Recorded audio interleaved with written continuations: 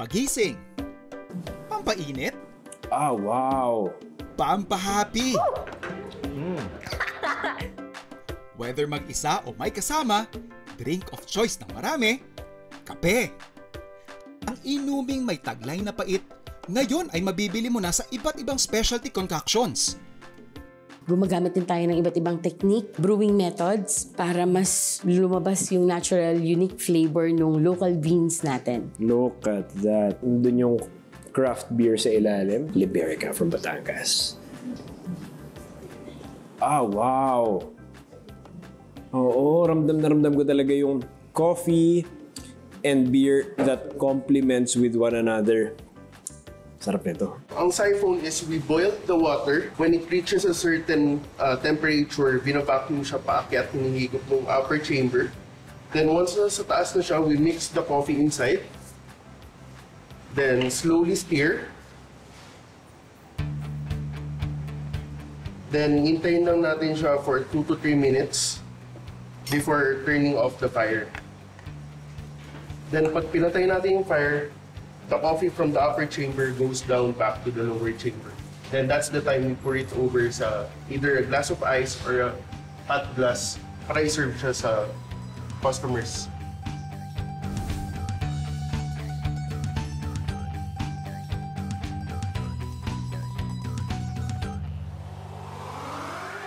Sa mga coffee beans namin, nagsiserve kami ng local coffee beans and international coffee beans. Ang pinaka-binibili sa amin is yung local coffee beans. Siniserve namin siya pwedeng sa ice, hot, or frap po. As in, pagising ko sa umaga, ito yung una kong hinahanap, which is coffee. And ito yung Kalinga Hot Latte nila. Grabe. Sobrang sakto niya. For me, kasi mahilig ako sa like strong coffee. Rock salt because I'm using Lingayen rock salt. Sa darating na mga taon, inaasahan ang malaking ambag ng kape sa beverage industry ng Pilipinas. 200 billion pesos to be exact bago matapos ang dekadang ito. Sa ngayon, Pilipinas ang ika-14 na pinakamalaking producer ng kape sa buong mundo and the second largest coffee consumer in Asia. I must say, nasa infancy tayo pero papunta na tayo doon. So there's a lot of coffee roasters na rin dito sa Pilipinas na kagaya ko na mga independent na nagsusupply ng local coffees. Kami kasi may kakayahan na magbenta ng local coffees in a manner na we can pay the farmers yung rightful price. Depende dun sa kanyang quality.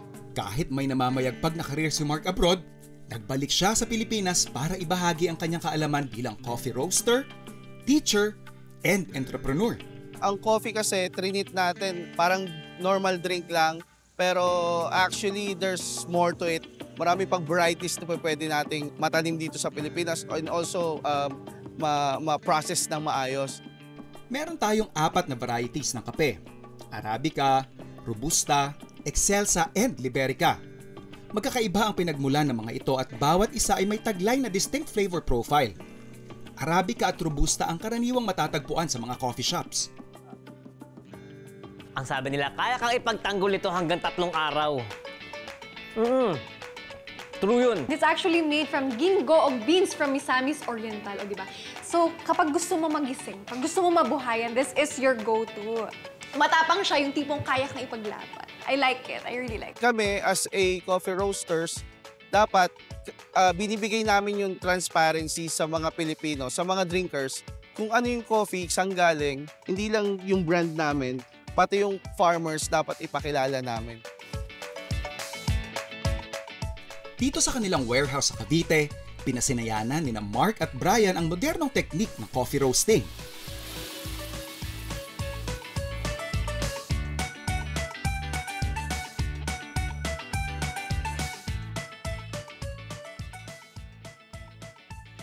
Para naman sa mga gustong maranasan kung paano ang tradisyonal na paggawa ng kape, you can always go back to basics at Amadeo Artisano Coffee Farm. Dito, ikaw ang magbibilad, magbabayo, magtatahip, magsasangag, maghigiling, at magkakanaw ng sarili mong kape.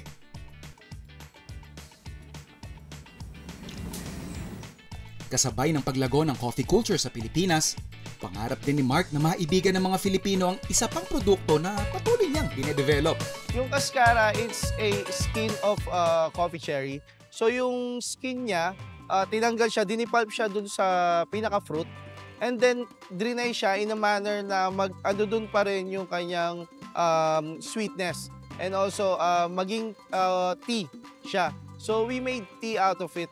Sa ibang bansa, yung mga top varieties ng Arabicas, yung mga nag-grade ng 90+, sila yung mga napipili na gawin siyang tea. Tata Predo is, the owners are friend of mine. And ako rin yung naging consultant nila sa coffee. So I believe that kapag nagtanim tayo ng marami, masusolusyonan yung sustainability dito sa Pilipinas ng kape.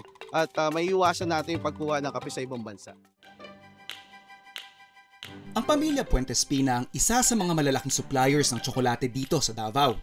Sa loob ng Golden Sunset Farm, ipinakita sa atin ni Sir Rex kung paano nila napapanatiling perpekto ang kanilang produkto. Yung bulaklak, only 5% of the flowers become a fruit. Pag mga ganito, sir, from flowering hanggang sa harvesting, gaano pong katagal aabutin? Mga 5 to 6 months siya. Ang masaya kasi dito, sir, we're having siguro an in-depth absorption of information na hindi lang kasi when you talk about chocolate, napakadali kasing bumili lang sa store. But when you get to know yung specific process, magkakaroon ka ng bagong appreciation. Exactly, And we're just talking about harvesting. What would be the next step? Pag-harvest, dadali na namin doon sa fermentary.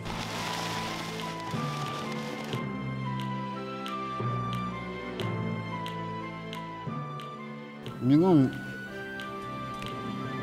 Tamis? Pero ang ano kasi niya, Tamis? parang yun, so tutulo dito, and then kukolect namin dyan. At the end of the day, i-pasteurize namin siya. Hahakutin na to, pag medyo madami-dami na, hakutin sa container po natin. Tapos ihakutin papunta doon sa fermentary box. Dito po yung sinasabi ninyong kung saan nanggagaling or nangyayari yung magic. Where the flavor is being developed. Napansin ko lang po dun sa setup ninyo. Kanina po kasi napansin ko nung may mga nagsasalin, parang may levels pala ito. Opo, kasi dinesign to na 3 level para dali lang i-turn. So for ease of turning the beans, ganito yung setup. So dito day 2 muna. Ang day 2 usually basa pa man basang-basa pa si so may drippings talaga yan.